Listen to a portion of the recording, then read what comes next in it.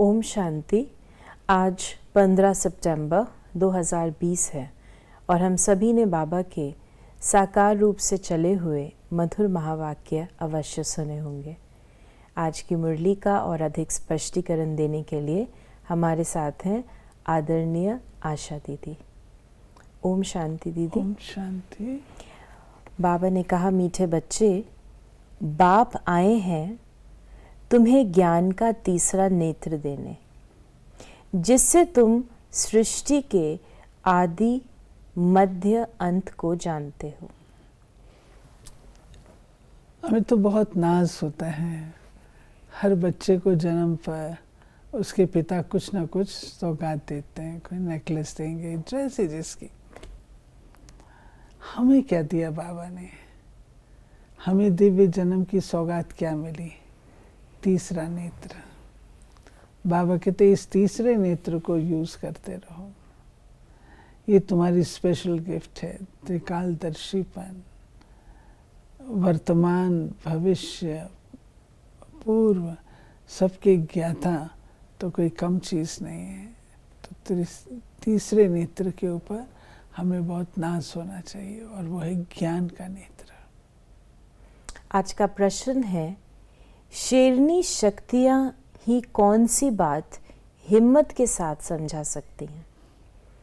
दूसरे धर्म वालों को ये बात समझाना है कि बाप कहते हैं तुम अपने को आत्मा समझो, परमात्मा नहीं। आत्मा समझकर बाप को याद करो तो विकर्म विनाश होंगे और तुम मुक्ति धाम में चले जाएंगे। परमात्मा समझने से तुम्हारे विकर्म विनाश नहीं हो सकते। ये बात बहुत हिम्मत से शेरनी शक्तियां ही समझा सकती हैं। समझाने का भी बाबा ने का अभ्यास चाहिए। इसमें जो बात विशेष अंडरलाइन करने की है कि अगर हम केवल अपने आप को आत्मा समझें तो भी हमारे विकर्म विनाश नहीं होंगे, और हम अपने आप को परमात्मा समझें तो भी विकर्म विनाश नहीं होंगे। परमात्मा हम हैं ही नहीं। लेकिन स्वयं को आत्मा समझ करके परमात्मा को याद करेंगे तो हमारे विकर्म विनाश होंगे। तो हर धर्म की जो बातें हैं उसके लिए बाबा कहते हैं समझाने के लिए अकल चाहिए। अकल चाहिए कौन सा? पूरा ज्ञान अच्छी तरह बुद्धि में सेट हो ताकि हर प्रश्न का उत्तर दे सके, ये आना चाहिए। बाबा ने कहा, ब्रह्मा अकेला तो नहीं होगा ना। प्रजापिता ब्रह्मा है तो जरूर उनके बच्चे कुमार कुमारियां भी होंगे, परंतु मनुष्य नहीं जानते हैं। इसमें आपका प्रश्न क्या हुआ? तो प्रश्न तो नहीं, लेकिन बाबा ने जैसे स्पष्टीकरण जो बाबा कहते हैं कि मनुष्य नहीं जानते कि प्रजापिता ब्रह्मा कुमार के इतने ब्रह्म, यानी बीकेस का भी पार्ट ब्रह्मा के साथ है, ये बाबा ने स्पष्ट किया। पहली बात, ब्रह्मा को तो मानते हैं, लेकिन वो प्रजापिता कैसे है ये बात कोई को नहीं पता। तो दक्ष प्रजापिता ने यज्ञ रचा, ये सब तो बोलते हैं, लेकिन वो कैसे रचा, कब रचा, वो सारी बात नहीं जानते हैं। तब बाबा ने कहा कि प्रजापिता ब्रह्मा, उसके मुखारविंद से निकले ब्रह्मा कुमार और कुमारियां। मुखारविंद से कैसे निकले? ज्ञान सुन करके उस ज्ञान को जब हम जीवन में धारण करते हैं तब हम कहलाते हैं ब्रह्मा कुमार और ब्रह्मा कुमारी। और तब उसके पश्चात बाबा कहते हैं तुम्हारा पाठ ब्रह्मा के साथ है, वो भी कितने नशे की बात है। ब्रह्मा को नई सृष्टि का अधिष्ठाता कहते हैं, ब्रह्मा को नई सृष्टि का निर्माता कहते हैं, ब्रह्मा को क्रिएटर कहते हैं। क्रिएटर के साथ आपके रोल का होना कितनी बड़ी बात है। फिर बाबा ने कहा, आज अंग्रेजी के जो शब्द यूज किए कि तुम ही पूज्य और पुजारी बनते हो। अंग्रेजी में पूज को वर्शिपवर्दी और पुजारी को वर्शिपर कहा जाता है। बाप तो पूज्य पुजारी नहीं बनते। ये बात बाबा इसलिए कहते हैं कि सामान्य रीति से लोग समझते हैं परमात्मा ही पूज्य पुजारी। परमात्मा ना मैं पूज्य बनता हूँ ना मैं पुजारी बनता हूँ, मैं तो एवर पूज्य हूँ। लेकिन ये बात हमारे ऊपर लागू होती है। हम आत्माएं जब सतयुग में होती हैं तो वर्शिप होती हैं, और जब हम आती हैं द्वापर कलयुग में तो हम वर्शिपर्स बन जाते हैं। तो बाबा कहते हैं कि बच्चे वर्शिप वर्दी तुम होते हो जब तुम संपूर्ण निर्विकारी हो, देवता स्वरूप में हो, डबल ताजधारी हो। और जब तुम आते हो द्वापर युग में तब तुम पुजारी बन जाते हो, तब तुम्हारा ताज भी चला जाता है प्रकाश का, तब तुम्हारा ये सब होता है, विकारी बन जाते हो, वाम मार्ग में जाते हो, फिर पुजारी बनते हो और अपने ही मंदिर बना करके अपनी पूजा आरंभ कर देते। इसलिए तुम हो आप ही पूज्य, आप ही पुजारी। बाबा ने कहा कि तुम्हारी इन बातों को सब धर्म वाले नहीं समझेंगे। जो इस धर्म के कहाँ कन्वर्ट हो गए होंगे वही आएंगे। ऐसे कन्वर्ट तो बहुत हो गए हैं। बाबा ने कहा अन्य धर्म वाले माथा खपाएंगे, जो कन्वर्ट होगा उनको टच होगा। ये जो है संगम युग पर बाबा आकर के ब्राह्मण देवी देवता धर्म की स्थापना करते हैं। तो जो आत्माएं ब्राह्मण धर्म की हैं, देवता धर्म की हैं, द्वापर युग से जो नए धर्म आना आरंभ होते हैं, तो कुछ आत्माएं जिन्होंने अपने पूर्व कल्प में इतनी स्टडी शायद गहराई से न की हो या इतना ना किया हो, तो वे कन्वर्ट हो जाते हैं, यानी चले आते हैं और फिर वो वापस में आ जाते हैं। इसलिए वापस आ जाते हैं कि ओरिजिनल धर्म तो उनका ये था। परंतु जो आत्माएं ऊपर से आती हैं, धर्म स्थापक के बाद आती हैं, वो उस धर्म की फॉलोअर्स, श्रेष्ठ फॉलोअर्स होती हैं, जो चलती रहती हैं। तो बाबा कहते हैं इसलिए, क्योंकि ये जो ज्ञान है, ये ज्ञान आत्मा के लिए, आत्मा की उन्नति के लिए, आत्मा की शक्ति, सब चीज़ हम देखेंगे तो आत्मा के लिए। और अन्य धर्म भी इस बात को कहते हैं, अपनी उन्नति के लिए कहते हैं। तो कभी कोई चीज़ कहीं पर ज़्यादा अट्रैक्टिव किसको मिल जाती है तो वो वहाँ पर कन्वर्ट हो गए, फिर वापस लौट करके अपने इसमें आते, क्योंकि उनको जो ओरिजिनल चीज़ है वो उनको खींचती ज़रूर है। फिर बाबा ने कहा कि बहन भाई तो बनना ही पड़े। हम एक बाप के बच्चे, सब आत्माएं भाई भाई हैं, फिर भाई बहन बनते हैं। ये बाबा ने बताया फैमिली सिस्टम। फैमिली सिस्टम कैसे चलता है? ब्रह्मा बाबा के मुखारविंद से शिव बाबा ने हमको जन्म दिया।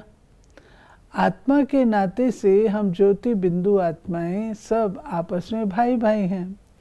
परंतु जब हम आते हैं ब्रह्मा इस शरीर के अंदर और अलौकिक जन्म हमारा होता है, तो हमारे पास उस समय ये तन है। आत्मा के नाते से तो तन नहीं है, लेकिन जब हम जीव आत्मा बनते हैं तो तन होता है। तो ये तन जो है या तो पुरुष का या स्त्री का है। तो फिर हम आपस में उस दृष्टिकोण से एक बाप के जन्मे हुए, ब्रह्मा रथ से जन्मे हुए, हम आपस में कौन हो गए? बहन भाई हो गए। तो हमारा छोटा सा परिवार है, बहन भाई और माता पिता। फिर बाबा ने कहा तुम जानते हो अभी हम राजयोग सीख रहे हैं, फिर नई दुनिया में जाएंगे। वो जड़ मंदिर तुम चैतन्य में बैठे हो। स्वर्ग को नहीं तो कहाँ दिखाएं, इसलिए छत में स्वर्ग को दिखाया है। ये बाबा दिलवाड़ा मंदिर की बात कर रहे हैं। दिलवाड़ा मंदिर में नीचे तपस्या का रूप है, बिल्कुल श्रेष्ठ तपस्वी, और उनके सबके मस्तक में तीसरी आंख खुली हुई है। और अब इस तपस्या से क्या होता है? तप से राज, राज से नर्क, नर्क से तप। तो तपस्या से क्या मिलता है? राज्य मिलता है। वो कैसे दिखाया जाए? तो वो फिर वैकुंठ के चित्र छत में उन्होंने बना दिए हैं। बाबा कहते हैं जो तुम करते हो उसका फल ये मिलता है। फिर बाबा ने कहा, बाबा ने समझाया है अपने को आत्मा समझ मामेकम याद करो बस, और कुछ बात ही नहीं करना चाहिए। जिनका अभ्यास नहीं उनको तो बात करनी भी नहीं चाहिए। सेवा के लिए शायद बाबा कह रहे हैं ऐसे कि इसलिए मेन चीज़ बाबा ने मेन पॉइंट बताया कि माम एकम देखिए, याद करो। माम एकम से ही हमारी गति है। भिन्न भिन्न जगह बुद्धि योग जाएगा तो वो तो खराब बात है। बाबा ने जो ये बात कही है समझाने वाली, ये भी कई बार समझते हैं, हम नहीं समझा सकते क्या? ये केवल टेप सुन करके सुनाने वाली बात थोड़ी होती है। इसको इंटरनलाइज करना होता है, विचार सागर मंथन करना होता है, मनन चिंतन करना होता है, तब हम उस चीज़ को अपना बना करके दे सकते हैं। सिर्फ अगर रिपीट करने वाली बात हो तो क्या हो? अगर कोई सवाल पूछे तो उसका उत्तर देने का भी तो अभ्यास चाहिए, अभ्यास करना होगा। बाबा ने कहा, तुम जानते हो इस दुनिया में धनी बिगर सब निधन के हैं। पुकारते हैं तुम माता पिता, अच्छा उनका अर्थ क्या है? बाबा ने ये भी कहा कि ऐसे ही बोलते रहते तुम्हारी कृपा से सुख घनेरे। देखिए, धनी है बाबा, और जब हम उनको भूल जाते हैं तो हम क्या हो गए? हमारे लाइफ से अगर हम बिल्कुल भूल जाएं हमारे माता पिता कौन है, तो वी आर लाइक ऑर्फन्स। यही बात बाबा कह रहे हैं। धनी उसको हम भूल गए तो ऑर्फन हो गए ना। हम ऑर्फन्स हो गए तो फिर माया भी अटैक करती है, हम उनके गुलाम बन जाते हैं, आपस में लड़ते झगड़ते भी हैं, ये सब बातें होती। बाबा ने कहा, जब लाखों के अंदाज में होते हैं तब लश्कर तैयार होता है लड़कर बादशाही लेने। तो बाबा अन्य धर्म के बात कर रहे हैं कि क्राइस्ट के पिछाड़ी जो उनके धर्म वाले आते हैं वो तो पहले सतो प्रधान होंगे ना। इस प्रकार बाबा कहते हैं कि जब लाखों के अंदाज में होते हैं तब लश्कर तैयार होता है। ये बाबा ने बात बताई है कि कोई भी आत्मा जब इस धरती पर परम धाम से आती है तो क्योंकि शिव बाबा की संतान है तो बाबा सबसे पहले उनको इस धरती पर सतो प्रधान अवस्था का अनुभव कराते हैं। वे सतो प्रधान होती हैं, बेशक वो शॉर्ट लिव्ड पीरियड होता है, परंतु धीरे धीरे धीरे धीरे सतो प्रधान से सतो रजो तमो में आना आरंभ कर देती है। जब सारा झाड़ जर्जरीभूत अवस्था को प्राप्त होता है, तमो प्रधान बन जाता है, फिर से बाबा को आना होता है।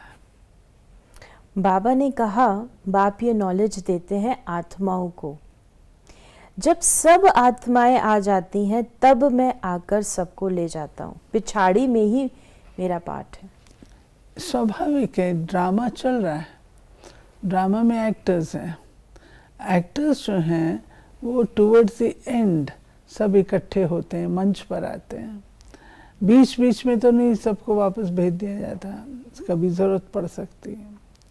तो ये विशाल नाटक जो है हमारा, इसमें हम सब आत्माएं अपना अपना जन्म पुनर्जन्म ले रही हैं, और लेते लेते बाबा कहते हैं अभी पिछाड़ी में आके पहुँचे, जबकि एंड है। और मैं खुद आया हूँ, डायरेक्टर खुद उपस्थित हुआ है, और जब डायरेक्टर है तो सारे एक्टर्स भी हैं, तब मैं सबको इकट्ठे वापस ले चलता हूँ। उसके पहले कोई बीच में वापस जा नहीं सकता, क्योंकि ड्रामा अभी चल रहा है। फिर आज बाबा ने कहा कि थोड़ी भक्ति की होगी तो थोड़ा ज्ञान समझेंगे, बहुत भक्ति की होगी तो बहुत ज्ञान उठाएंगे।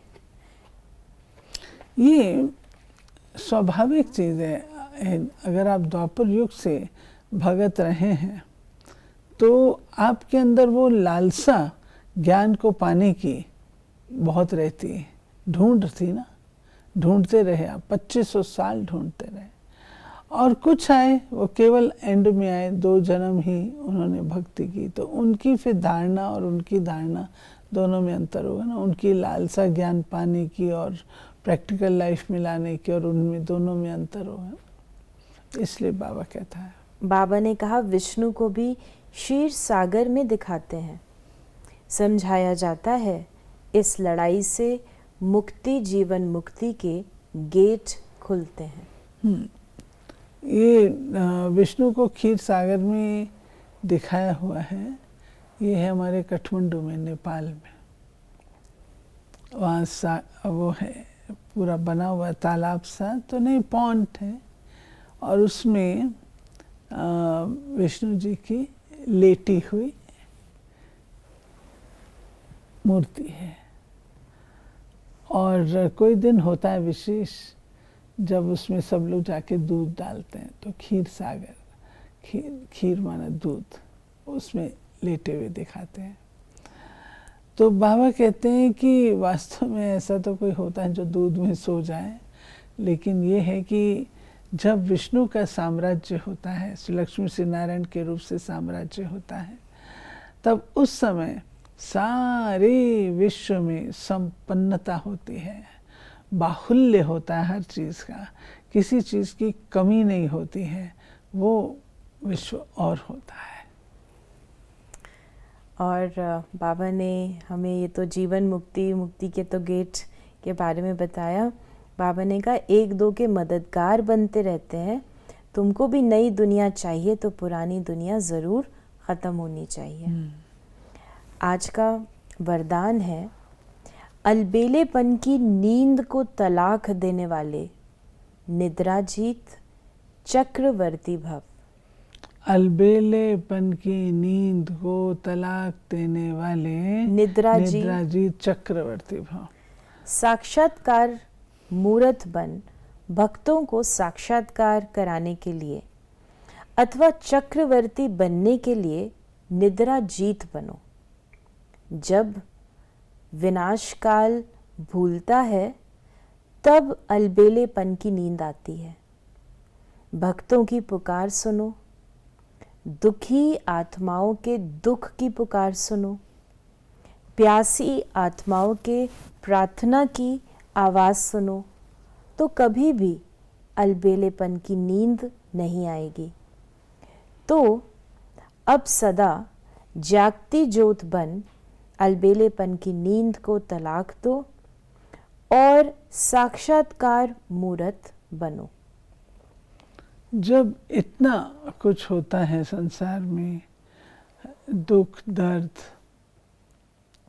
लोगों की पुकार, इतना सारा काम है, इतना सारा काम है, तो आप अलबेले कैसे रह सकते हैं?